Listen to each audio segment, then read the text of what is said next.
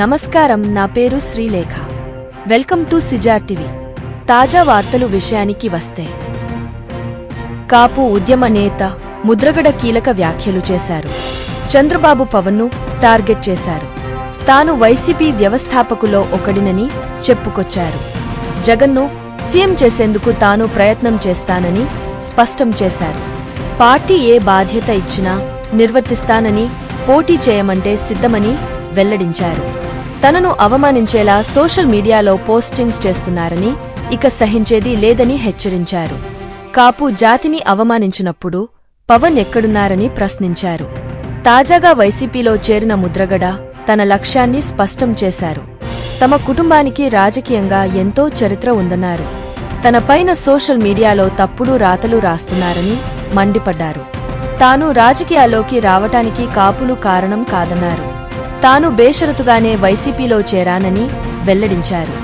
ప్రజలకు సేవ చేయటానికి తాను వైసీపీ ఎంచుకున్నట్లు వెల్లడించారు. తాను కాపులు మరియు దళితుల కోసం ఉద్యమించానని చెప్పుకొచ్చారు. దళితుల భిక్షతోనే ఈ స్థాయికి వచ్చానన్నారు. తాను ఏ ఉద్యమం చేసిన బీసీలు, దళితులే ముందుడి నడిపించారని వివరించారు. తన వర్గాన్ని, తన మనుషులను కాపాడుకోవటానికి ఏం చేసేందుకైనా సిద్ధమని స్పష్టం చేశారు. పవన్ సినిమాల్లో హీరో అయితే నేను రాజకీయాల్లో హీరో అంటూ ముద్రగడ వ్యాఖ్యానించారు. సినిమాకు చెందిన ఎన్టీఆర్ను ప్రజలు నమ్మారు, ఇంకా ఏ సినిమా వారిని ప్రజలు నమ్మరన్నారు. కాపు జాతిని చంద్రబాబు అవమానించినప్పుడు పవన్ ఎందుకు స్పందించలేదని ముద్రగడ పద్మనాభం ప్రశ్నించారు. రాజకీయాల్లో మొలతాడు లేనివాడు ఇప్పుడు తనకు పాఠాలు చెబుతున్నారని వ్యాఖ్యానించారు. అసలు మీరు చెప్పినట్లు తాను ఎందుకు రాజకీయం చేయాలని ప్రశ్నించారు. తనకు చెప్పడానికి ఆయన ఎవరని నిలదీశారు. అసలు చంద్రబాబు 5 ఏళ్ల పాలనలో అసలు పవన్ ఎక్కడ ఉన్నారో చెప్పాలన్నారు.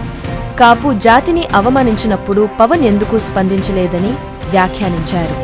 పవన్ సినిమాల్లో హీరో కావచ్చు, కానీ రాజకీయాల్లో మాత్రం తానే హీరోనని ముద్రగడ వ్యాఖ్యానించారు. రాజకీయాల్లోనూ సినిమా ఫీల్డ్లో తాను ముందున్నానని చెప్పుకొచ్చారు. మీరా నాకు పాఠాలు నేర్పేది అంటూ ముద్రగడ ఆగ్రహం వ్యక్తం చేశారు. తాను వైసీపీ వ్యవస్థాపకులో ఒకరిగా చెప్పుకొచ్చారు. కాని కొన్ని శక్తులు తనను సీఎం జగన్కు దూరం చేశాయని చెప్పారు. మళ్లీ ఇన్నాళ్లకు వైఎస్సార్సీపీలో చేరడం ఆనందంగా ఉందని, తనను అధిష్టానం ఆదేశిస్తే పోటీకి సిద్ధమని ముద్రగడ వెల్లడించారు. ఇక ఇప్పుడు ముద్రగడ తూర్పు గోదావరిలో రాజకీయంగా ఎలాంటి పాత్ర పోషిస్తారనేది ఆసక్తికరంగా మారుతోంది. మరి ఒక తాజా వార్తలతో మీ ముందుకు మళ్లీ వస్తాను. అంతవరకు సెలవు. సిజేఆర్ టీవీని సబ్స్క్రైబ్ చేయండి.